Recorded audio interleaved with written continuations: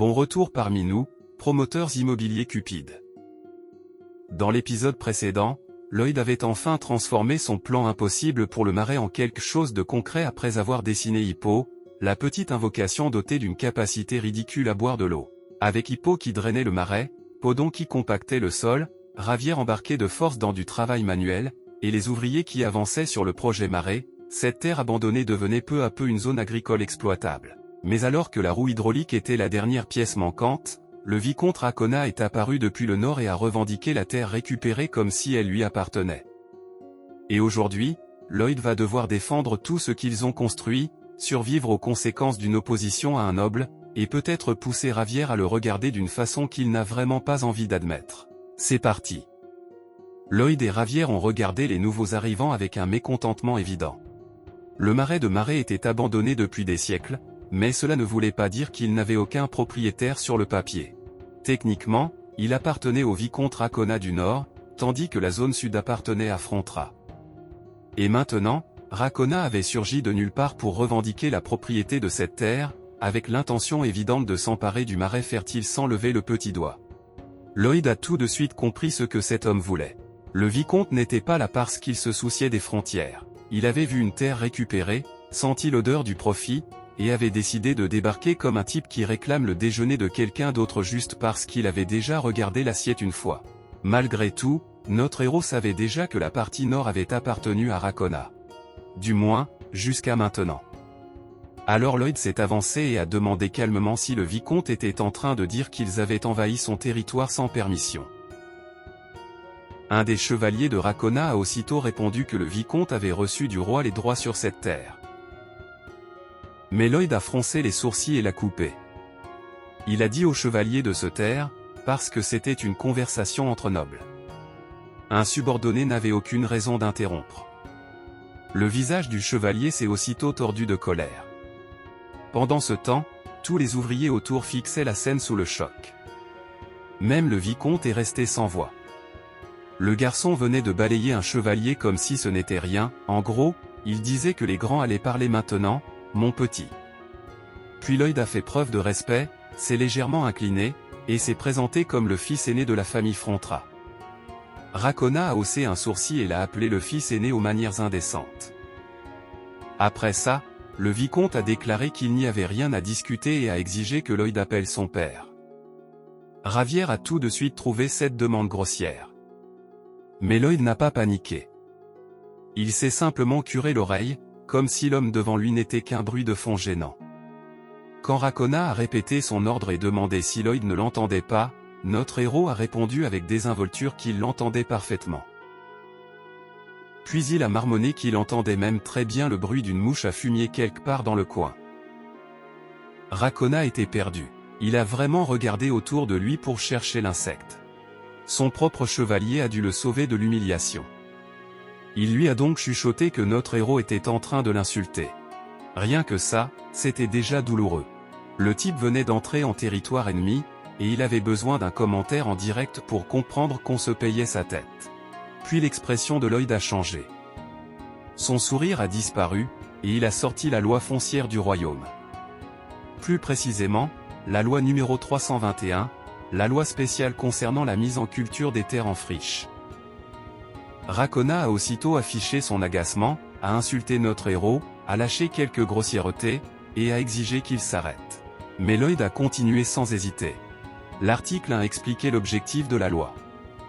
Elle existait pour encourager la culture des terres en friche abandonnées depuis longtemps et établir la propriété des terres récupérées. Racona s'est penché en avant, furieux, mais notre héros a continué. L'article 2 définissait une terre en friche comme un terrain laissé sans entretien pendant 100 ans, sans habitation ni culture. Puis est venu l'article 3. Si ces conditions étaient remplies, la terre serait reconnue comme appartenant au développeur qui l'avait cultivée. À ce moment-là, Lloyd a levé un doigt et a commencé à lister les preuves. D'abord, la terre avait été aménagée grâce à des fonds et de la main-d'œuvre investie. Ensuite, des structures d'habitation pouvaient maintenant y être construites. Troisièmement, une agriculture à long terme était possible. Racona serrait les dents. La sueur commençait à perler sur son visage, parce que la situation ressemblait de moins en moins à une revendication foncière de nobles, et de plus en plus à un piège juridique trempé dans l'eau du marais. Apparemment, notre héros était aussi fan de Suits. Je vous la conseille si vous ne l'avez pas encore vue sur Netflix. Bref, notre héros a ensuite avancé tranquillement, les mains dans les poches, et a présenté le 4e et dernier point. Lloyd a attrapé une touffe d'herbe au sol et en a tiré un oignon. Il a expliqué que les règles détaillées décideraient de la propriété une fois qu'il serait possible de récolter des cultures sur cette terre. Ça a rendu le vicomte Racona fou de rage. Il n'avait aucune idée de tout ça. Alors il n'a pas pu sortir un seul mot. Une dispute sans la moindre chance de répliquer, c'est juste perdu d'avance. À côté d'eux, Ravière a soudain compris. C'était le plan de son maître depuis le début. Plus tôt, notre héros avait dit aux ouvriers de planter des graines là-bas, en prétendant que ça les aiderait à se débarrasser des nuisibles. Maintenant, cette petite ruse revenait comme une lame cachée. Lloyd a affiché un grand sourire et s'est approché de l'homme à cheval en tenant ses récoltes. Il a félicité sarcastiquement le vicomte d'assister à la toute première récolte du marais de Marais. C'était effectivement la première de toute son histoire. Un grand moment pour tout le monde. Malheureusement pour Racona, cela ne le concernait pas. Puis il a ajouté qu'il n'accepterait aucun paiement. Évidemment. Il a ri en ajoutant que c'était parce qu'il n'était pas cruel à ce point. Racona le fixait avec rage. Il ne comprenait pas comment ce soi-disant idiot savait tout ça, ni s'il avait tout préparé à l'avance. Mais une chose était sûre, c'était une humiliation totale. Et il ne l'accepterait pas. Notre héros lui a alors tendu l'oignon et le lui a généreusement offert comme cadeau. Un cadeau digne d'un homme comme lui. Un oignon. Après ça, son sourire a disparu. Son expression est devenue tranchante, et il a demandé à Racona de quitter leur territoire. Le vicomte tremblait de colère, mais il n'avait aucune réponse. Son groupe était venu voler un projet terminé, et notre héros les avait battus avec la loi et un oignon. Leur formation s'est écroulée plus vite qu'un parapluie bas de gamme en plein orage. Peu après, tous les ennemis ont fait demi-tour et sont repartis à cheval sans pouvoir dire un seul mot. Et notre héros les a regardés partir en silence. La victoire était à lui. L'équipe adverse avait abandonné à la 20e minute. Une fois qu'ils sont partis, Ravière s'est approché de Lloyd et lui a demandé où il avait entendu cette prédiction disant que ces gens viendraient. Lloyd a plissé les yeux et a répondu qu'ils avaient déjà vu ce genre de personnes une ou deux fois. Les ordures essaient toujours de profiter des efforts des autres. Rien de nouveau. Puis, soudain, de grands cris de joie ont éclaté derrière eux. Les ouvriers ont levé leurs fourches et leurs râteaux avec enthousiasme, en criant que leur jeune maître Lloyd avait protégé leur terre. Pas seulement leur terre, mais aussi leurs efforts, leur avenir, et peut-être même leur salaire. Mais Lloyd a aussitôt grimacé. Il a demandé comment il pensait qu'il était censé payer leur salaire s'ils continuaient à acclamer au lieu de travailler. Il leur a ordonné de reprendre le travail. Ainsi, en quelques secondes, le moment joyeux s'est transformé en encore plus de labeur et encore plus de travail. Puis la réalité est revenue avec une pelle et un problème de paix. Après tout, le temps, c'est de l'argent, et notre héros n'avait ni l'un ni l'autre. Après ça, la pluie s'est abattue sur le marais de Marais. Des filets d'eau se sont précipités dans les fossés, et le moulin à eau tournait régulièrement. Notre protagoniste était assis dehors, complètement trempé, mais il y prêtait à peine attention. Puis un parapluie s'est ouvert au-dessus de lui. L'été était passé, l'automne était arrivé, et la pluie était venue avec. Lloyd avait utilisé simulation une centaine de fois, mais il refusait toujours de baisser sa garde. Ravière se tenait derrière lui et maintenait silencieusement le parapluie en place. Notre héros devait encore vérifier jusqu'au bout si le marais de Marais était vraiment une terre exploitable. Si le drainage échouait maintenant, tout ce qu'ils avaient construit aurait été inutile. Enfin, après l'arrêt de la pluie et le retour du soleil, l'eau avait disparu des trous creusés. Les champs n'avaient pas été détruits par l'averse. C'était la confirmation dont notre héros avait besoin. Puis une notification du système est apparue. Exploit de construction monumentale acquis. Lloyd avait laissé une trace évidente de génie civil sur le continent de l'Eurasia. En récompense, il a obtenu une grande quantité d'expérience de compétences. Sa compétence mesure est montée au niveau 2, et mesure intermédiaire NV.3 incluait désormais estimation du prix des terres et scan souterrain. Sa compétence conception est également montée au niveau 2, et conception intermédiaire NV.3 incluait désormais rendu de plans, marquage de plans de terrain en 2D et 3D, ainsi que mode simulation. En plus de ça, l'opinion favorable du baron a augmenté de 5, l'opinion favorable de la baronne a augmenté de 5, celle de Ravière a augmenté de 3, celle de Bayern a augmenté de 2, et celle du peuple a augmenté de 3. Notre héros s'est lentement relevé du sol. Ses RP actuels ont atteint 1355, et il a souri. Le travail était terminé. Il pouvait maintenant passer à l'étape suivante. Pendant ce temps, on passe à la vicomté de Racona. Le noble a frappé sa table de colère. Il venait d'apprendre l'existence des avantages liés à la récupération des terres. L'exécutif du vicomte a expliqué que les avantages de protection seraient accordés gratuitement pendant 3 ans, mais qu'en échange, les habitants seraient obligés de vivre sur place, ce qui limitait l'émigration. Le vicomte a tout de suite compris le problème. Les habitants cultiveraient la terre désespérément pendant les 2 prochaines années parce que Lloyd en était le propriétaire, et parce que c'était sa terre. Et pire encore, le marais de Marais était le genre d'endroit où l'argent poussait presque dans la boue. Une terre de rêve pour les cultures. À cause de sa colère et de son stress, son estomac s'est tordu de douleur. La moitié de cette terre fertile avait été à lui, et pourtant il ne pouvait pas y toucher. Il savait qu'il ne pouvait pas abandonner comme ça. Alors, au lieu d'accepter la défaite, Racona a appelé son exécutif. Le vicomte désespéré lui a ordonné avec rage de convoquer le superviseur de l'atelier. Quelques jours plus tard, Lloyd s'est soudain redressé dans son lit en se tenant la tête. Il avait l'impression que son crâne allait se fendre. Au début, il s'est demandé s'il était simplement épuisé. Mais il avait encore du travail d'organisation, de répartition et de distribution à gérer, alors il a dû sortir du lit et se mettre au travail. Il a appelé Ravière, qui dormait sur une chaise à côté de son lit. Le chevalier s'est réveillé en sursaut, l'air tout aussi épuisé. Notre héros a remarqué son expression crispée et lui a demandé si les chevaliers aussi se fatiguaient. Ravière s'est frotté le front et a admis qu'il ne s'était jamais senti comme ça. C'était comme si son cerveau le suppliait de faire une pause. C'est là que l'expression de Lloyd a changé. Il a remarqué cette étrange coïncidence. Ce ne pouvait pas être une fatigue normale. Bientôt, des plaintes similaires se sont répandues sur tout le territoire. Mademoiselle Émilie a témoigné que sa tête lui faisait mal depuis l'aube. Monsieur Alof, un fermier du village, a rapporté que ce n'était pas seulement lui. Sa femme et ses enfants avaient aussi mal à la tête. Miaïl, un garçon qui s'occupait des vaches dans une ferme, a dit que les vaches n'avaient pas bu d'eau depuis la veille, et que si elles se déshydrataient ainsi, la situation deviendrait grave. Lloyd et Ravière ont traversé le village en écoutant les rapports. Tous les villageois avaient mal à la tête. Les animaux évitaient l'eau.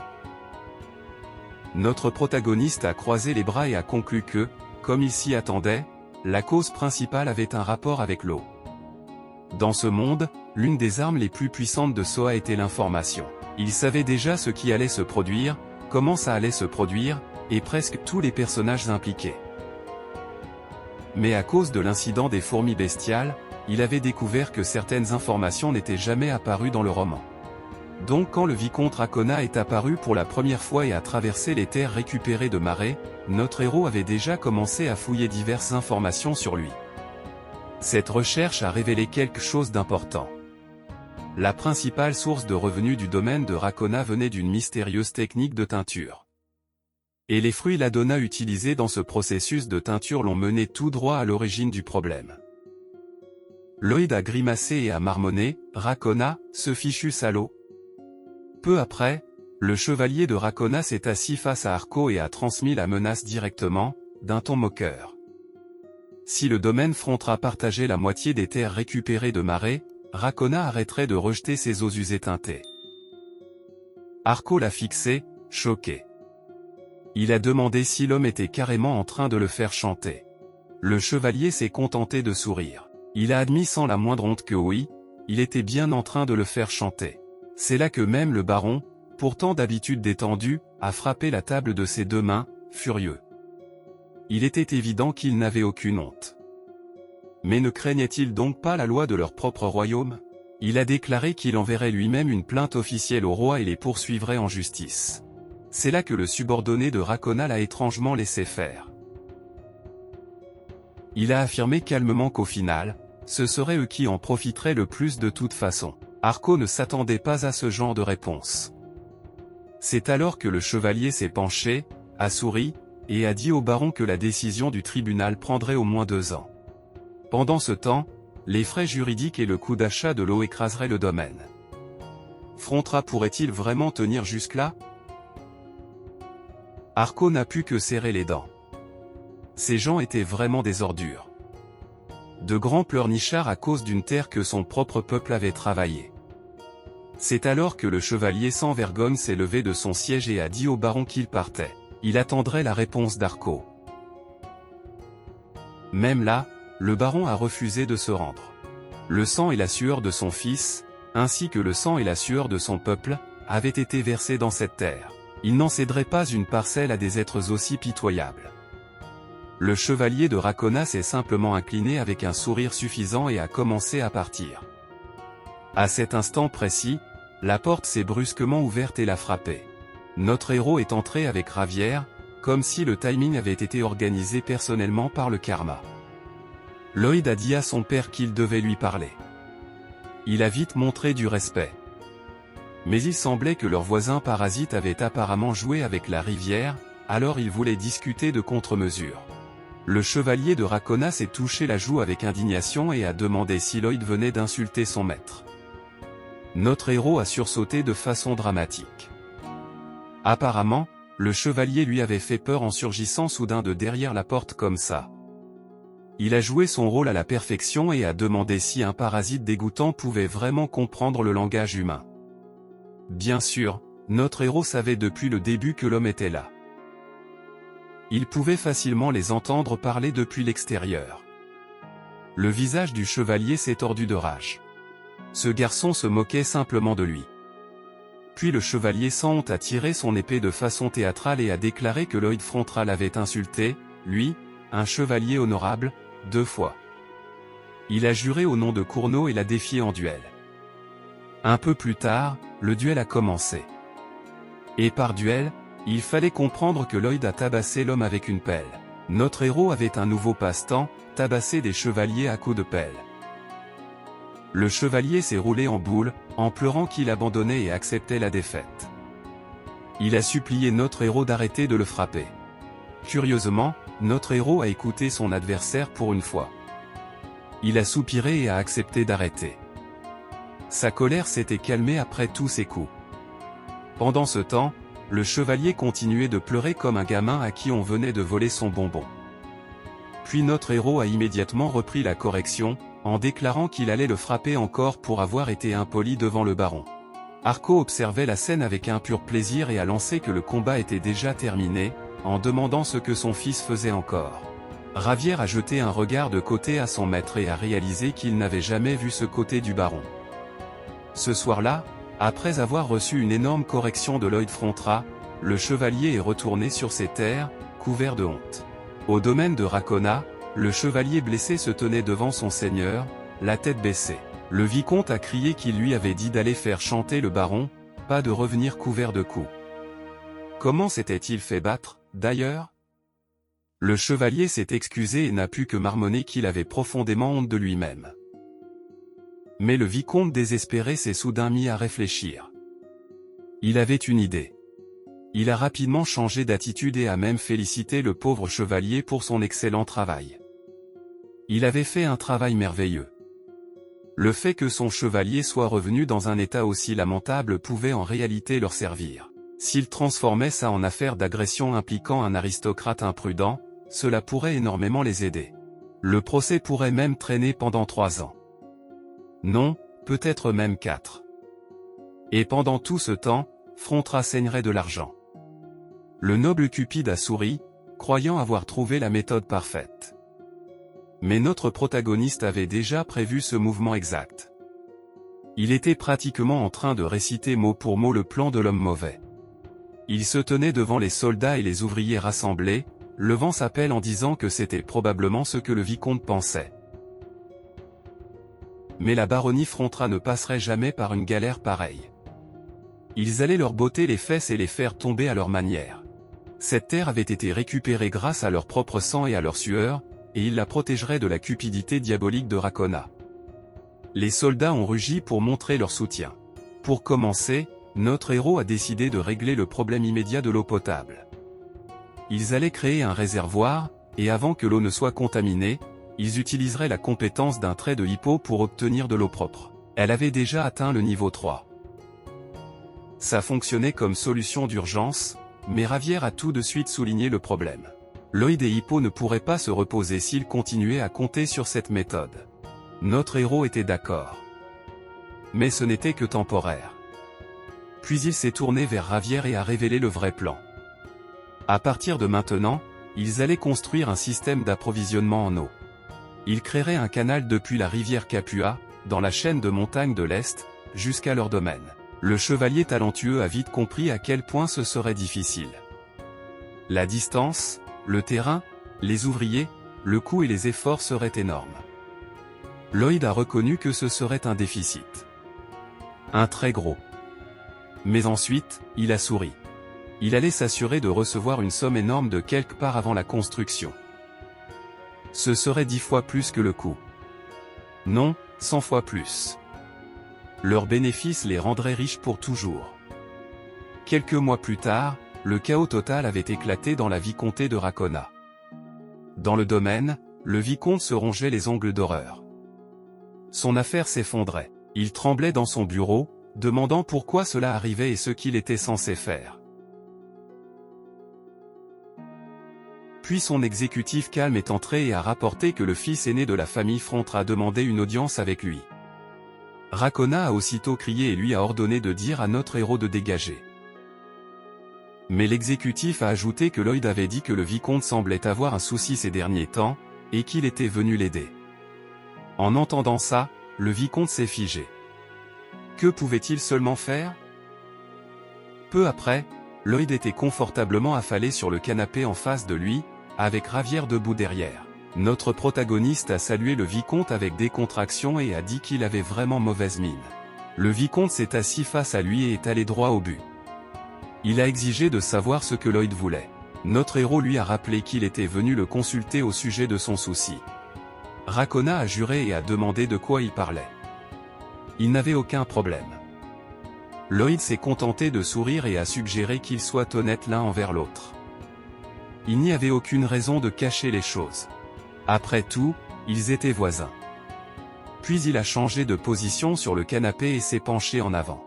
Et si notre protagoniste pouvait sauver le petit atelier de teinture du vicomte, qui était en train de couler? Racona est devenu pâle. Puis la colère a pris le dessus.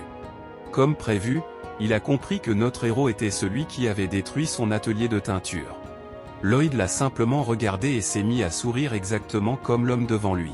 Son visage parlait plus fort que les mots. Il s'est ensuite remis à l'aise et a croisé les jambes. Après tout, le trajet avait été vraiment long. Comme le vicomte avait gaspillé toute leur eau, Frontra avait été forcé d'amener de l'eau propre depuis la rivière Capua. Il a esquissé un sourire en coin. Au début, Lloyd ne savait pas que Racona rejetait volontairement des eaux usées. Mais grâce au chevalier très serviable de Racona, qui avait gentiment expliqué qu'il mélangeait de la teinture dans l'eau, ils avaient eu la chance d'apprendre exactement ce qui se passait. Alors ils ont creusé depuis la rivière jusqu'au domaine. Ils ont préparé le terrain, enterré des sections, posé des tuyaux et fait toutes sortes de travaux. Racona a craqué et a exigé de savoir ce que tout ça avait à voir avec son atelier de teinture.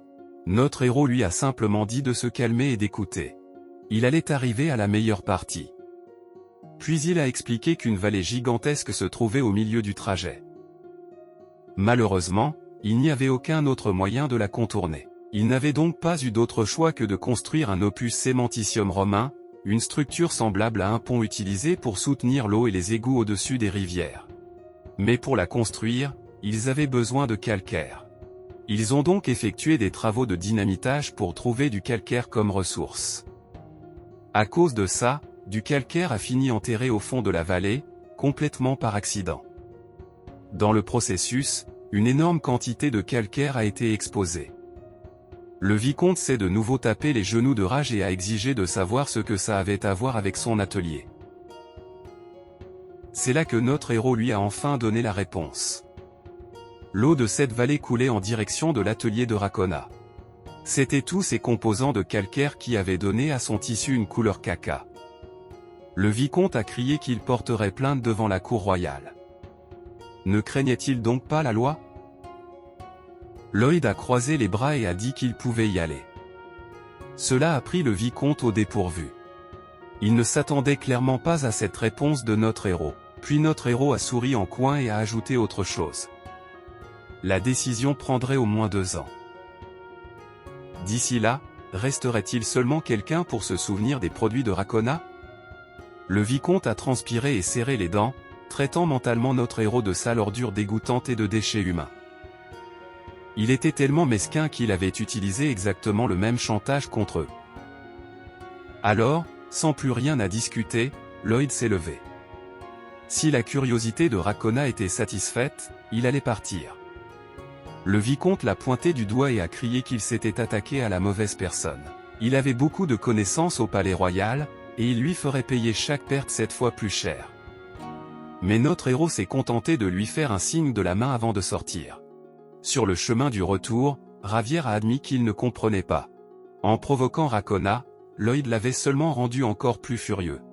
Le vicomte avait toujours de solides relations dans la capitale, et si cela menait à une bataille juridique, Frontra dépenserait encore plus d'argent. Notre protagoniste a mis les mains dans ses poches et a répondu qu'il savait déjà ce que Ravière disait. Malgré tout, il devait seulement attendre encore un peu. Le chevalier l'a regardé avec confusion. Lloyd a souri. Il devait attendre et voir qui subirait la plus grosse perte. 1 mois plus tard, tout allait bien dans le domaine Frontra. Sauf pour quelqu'un. Racona était à genoux, la tête contre le sol, et admettait que tout était de sa faute. Il suppliait Lloyd de sauver son atelier de teinture. Ravière observait tout ça sous le choc, tandis que notre héros regardait le vicomte de haut avec un mépris évident. Lloyd a demandé si les riches connaissances de Racona lui avaient dit qu'il ne pourrait pas gagner le procès. Pour notre protagoniste, la réponse était évidente depuis le début. Le vicomte avait perdu la bataille au moment où son chevalier était venu à leur porte et avait reconnu leur tort.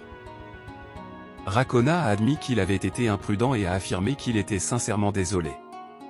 Mais notre héros a appuyé sa tête sur sa main, comme s'il ne savait vraiment pas quoi faire de la situation maintenant. Après tout, les mots ne l'intéressaient pas beaucoup. Racona s'est mis à transpirer. Il était vicomte, en train de jeter toute sa fierté pour supplier comme ça. Alors il a supplié une fois de plus. C'est là que Lloyd a souri et a demandé si sa fierté valait 0,1 pièce d'or. Si c'était le cas, il la vendrait 1000 fois plus cher, ou peut-être même 10 000 fois plus cher. Les larmes sont montées aux yeux de Racona à mesure que le chiffre grimpait. Puis notre héros s'est penché en avant et a formulé sa véritable demande. Ce qu'il voulait, ce n'était pas des excuses. Il avait simplement besoin que Racona signe. Il lui a montré le contrat de conditions d'approvisionnement en eau. Si le vicomte le signait, son atelier serait restauré en 1 semaine. Toutes ses affaires reprendraient aussi. Racona a parcouru le document et est immédiatement devenu livide. Le prix était scandaleux. Il a crié que c'était beaucoup trop cher et a demandé si ça avait seulement du sens de fixer un prix à l'eau. Mais le regard de Lloyd est devenu froid. Il a rappelé à Racona que celui qui lui avait appris que l'eau n'était pas gratuite, c'était le vicomte lui-même. Le vicomte l'a fixé avec peur, tremblant sous le poids de sa propre leçon. Sa confiance avait disparu si vite qu'elle méritait sa propre compétence de déplacement. Plus tard, alors que le ciel brûlait des couleurs du couchant, le baron Arco a examiné le contrat avec surprise. Il a demandé si une telle somme allait vraiment rentrer chaque mois. Lloyd se tenait fièrement, les mains sur les hanches, et a répondu que Racona l'avait signé lui-même. Le baron a marmonné qu'avec autant d'argent, il pourrait payer les intérêts et avoir encore largement de quoi respirer. Notre héros a tapé dans ses mains et a ri joyeusement. Quel soulagement que le vicomte soit quelqu'un de bien. Derrière lui, Ravière est devenu pâle. Ravière savait que Racona avait commencé les hostilités. Il savait que le résultat avait profité au domaine et au baron. Mais à ce stade, le jeune maître commençait à ressembler davantage au diable lui-même qu'au fils d'un baron. Le contrat que le vicomte avait signé n'avait aucune date limite. Cela signifiait que notre héros continuerait à grignoter le vicomte jusqu'à sa mort. Non, même après la mort du vicomte, il continuerait à prendre de l'argent à ses héritiers. Puis aux héritiers après eux. Génération après génération, la famille Racona financerait Frontra parce qu'un noble cupide avait choisi de se battre avec un type qui traitait la vengeance comme un plan d'investissement à long terme. Notre protagoniste avait souri d'un air inquiétant dans ce fauteuil, face au vicomte Racona. Dans son esprit, il savait déjà à ce moment-là que cela ne s'arrêterait pas à un simple paiement unique. Si quelque chose pouvait être échangé contre de l'argent, notre héros en arracherait chaque dernière miette au vicomte. Arco a alors relevé la tête avec une innocence totale et a mentionné qu'il avait lui aussi une bonne nouvelle. Mais en voyant le sourire figé de son fils, il a admis que même lui avait un peu peur de son visage. Lloyd s'est vite excusé et a dit qu'il était simplement heureux parce qu'il n'arrêtait pas de penser au contrat. Il s'agissait du vieux trésor inutile donné à Lloyd par la tribu des orques. Cela a immédiatement éveillé l'intérêt de notre héros. Le baron a expliqué que le comte Crémeau avait envoyé une lettre disant qu'il était prêt à l'acheter à bon prix. Pour Lloyd, c'était un peu étrange. Pour un homme avec ce genre de pouvoir, il pouvait facilement obtenir des trésors neufs auprès d'autres personnes. Arco ne connaissait pas les détails, mais le comte Crémeau avait mentionné quelque chose à propos de l'installation d'une statue de bronze. Ailleurs, dans la ville marchande de Crémeau, un homme encapuchonné se tenait près d'une fenêtre et regardait dehors. Le comte fronçait les sourcils sous la lumière de la lune. Puis quelque chose est soudain apparu à la surface. L'eau s'est soulevée. Un immense monstre marin rouge doté de griffes a émergé des profondeurs. Le comte Crémeau a regardé la créature avec inquiétude. Mais il était déterminé. Il ne savait simplement pas comment s'en occuper. Ce monstre était le Giga-Titan. Et malheureusement, la ville marchande venait soudain de devenir un endroit dangereux pour un simple échange. De retour au manoir Frontra, Ravière a informé Arco qu'il partirait dans une semaine. La reconstruction sur le territoire de Racona était presque terminée, et pour minimiser les frais de voyage ainsi que le nombre de participants, seulement une dizaine de personnes les accompagneraient. Le baron taillait calmement une plante et a accepté le rapport. Si c'était les mots de Lloyd, alors ça lui allait. Mais après un instant, le baron est devenu silencieux. Le chevalier aux cheveux blancs a remarqué ce comportement étrange. Mais il ne savait pas pourquoi le baron agissait bizarrement. Alors il a promis de garder un œil sur son maître Lloyd. Malgré tout, le baron n'a pas répondu. Puis il a admis quelque chose à voix basse. Quand le chevalier de Racona était arrivé pour les menacer en exigeant la moitié des terres récupérées de Marais, l'ancienne version de lui-même aurait tout cédé par peur. Mais après avoir vu Lloyd et les efforts de tout le monde, il avait lui aussi gagné en courage. Il s'est décrit comme quelqu'un d'indécis et d'incapable à l'origine. Mais le chevalier talentueux a immédiatement nié. Pour lui, Arco était plus bienveillant que n'importe qui. Il se souciait toujours des autres. Il était aussi celui qui avait autrefois recueilli un garçon devenu plus tard un chevalier talentueux. Arco a souri et l'a remercié pour ses paroles bienveillantes. Pourtant, il pensait que la gentillesse seule ne suffisait pas à faire de quelqu'un un bon seigneur. Un dirigeant avait besoin de convictions fortes et de la capacité d'agir. Exactement comme Lloyd possédait ces qualités à présent. Le chevalier a baissé les yeux avec tristesse pendant une seconde. Puis il a rapidement pensé que la conviction de Lloyd, c'était l'argent. Mais dernièrement, il lui devenait plus difficile de dire que c'était forcément une mauvaise chose. Le baron Arco a alors donné un ordre direct au chevalier aux cheveux blancs. À partir de maintenant, sa mission ne serait plus simplement de garder un œil sur Lloyd. Il lui demandait d'escorter Lloyd, le successeur du territoire. Ravière a discrètement posé une main sur sa poitrine et a accepté l'ordre. Mais au fond de lui, ses sentiments restaient compliqués. Lloyd Frontra avait bel et bien ressuscité le domaine du baron comme par miracle. Mais le chevalier ne pourrait jamais apprécier cet homme. Il s'est souvenu de son enfance avec le baron. Dans le passé, Arco avait un jour demandé ce que le garçon voulait faire plus tard. Il ferait tout ce qu'il pouvait pour l'aider. Le petit Ravière avait rougi et répondu qu'il voulait devenir un chevalier qui protégerait le baron. Arco avait ri chaleureusement, lui avait tapoté la tête, et l'avait remercié. Il croyait que l'enfant qui avait vaincu seul le Rudiver deviendrait le chevalier le plus fort du monde. C'était à ce moment-là qu'il lui avait offert une épée en bois taillée de ses propres mains. Ce cadeau avait tout représenté pour le chevalier. Mais Lloyd Frontra l'avait détruit. L'ancien Lloyd s'était moqué de son rêve, le traitant d'orphelin raté qui voulait devenir chevalier. Puis il avait ridiculisé ce rêve en le qualifiant de pathétique, lui avait dit de rêver à nouveau quand il renaîtrait, et avait écrasé l'épée en bois sous son pied. De retour dans le présent, le chevalier pensait toujours qu'il ne pourrait jamais apprécier cette personne. Plus tard cette nuit-là, Lloyd a souri et a accueilli son client, le remerciant de visiter le service de berceuse de Frontra. Il s'est assis sur le lit et a esquissé un sourire narquois en disant que Ravière ne pouvait plus vivre sans ce service. Il était devenu accro. Mais si le chevalier refusait d'écouter ses ordres, son service s'arrêterait immédiatement. Le promoteur immobilier Cupide faisait même chanter son propre protecteur. Mais le chevalier s'est contenté de dire qu'entendre la même blague tous les jours devenait ennuyeux, alors Lloyd ferait mieux de commencer tout de suite.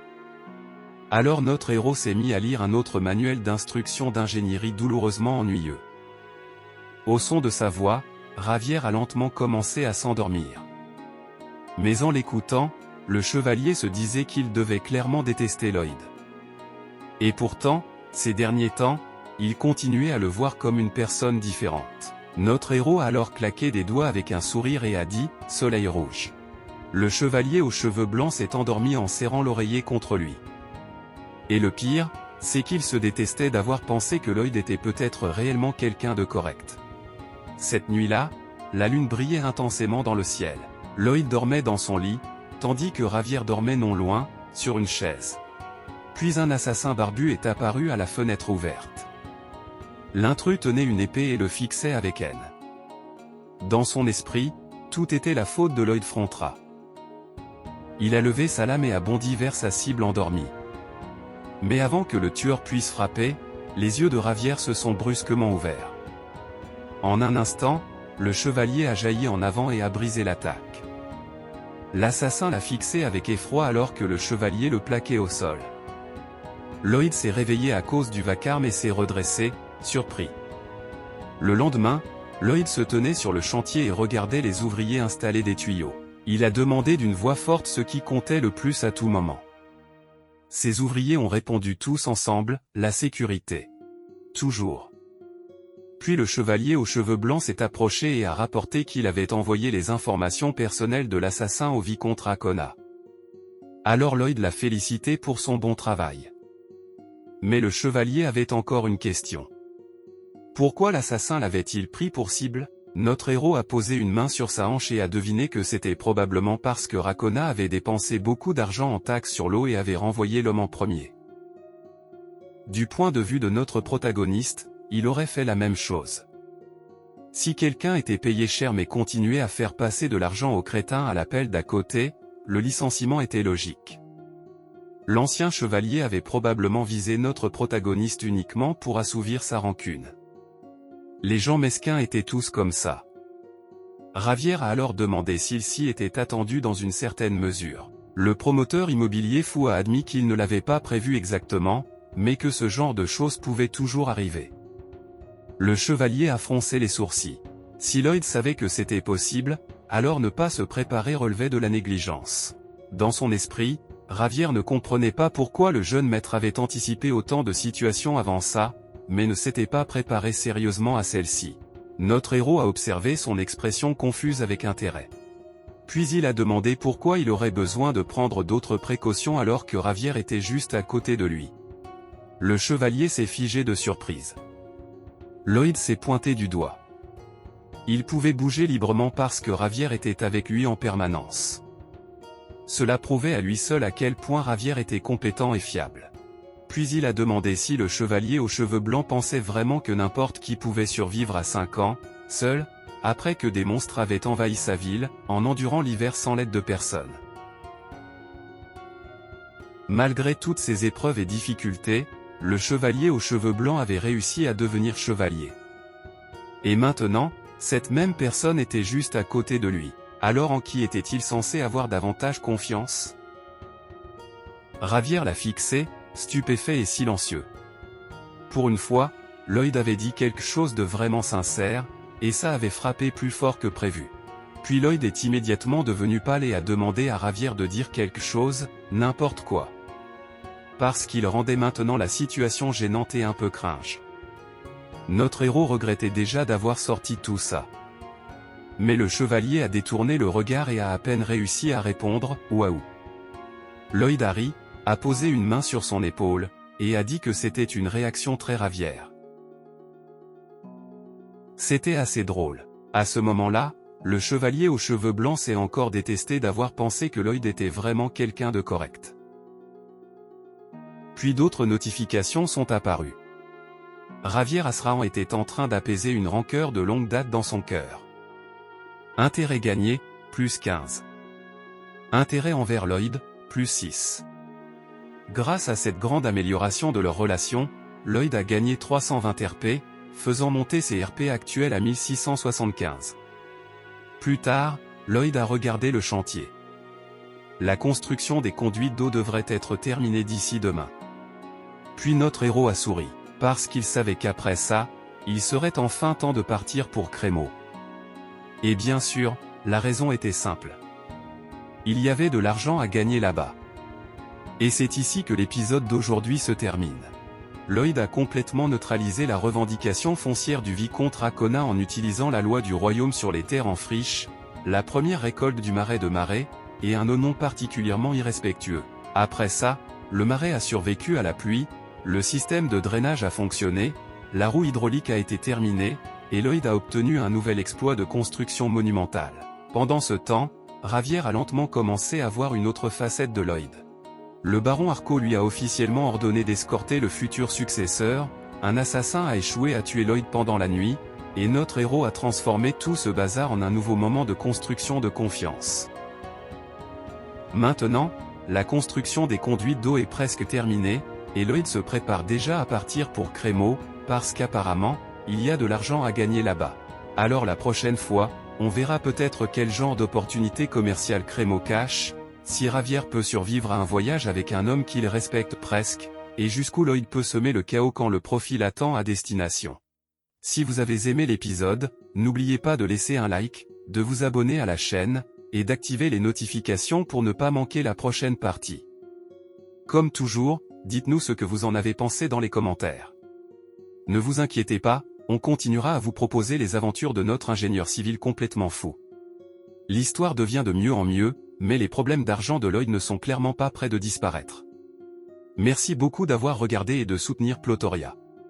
On se retrouve dans le prochain épisode.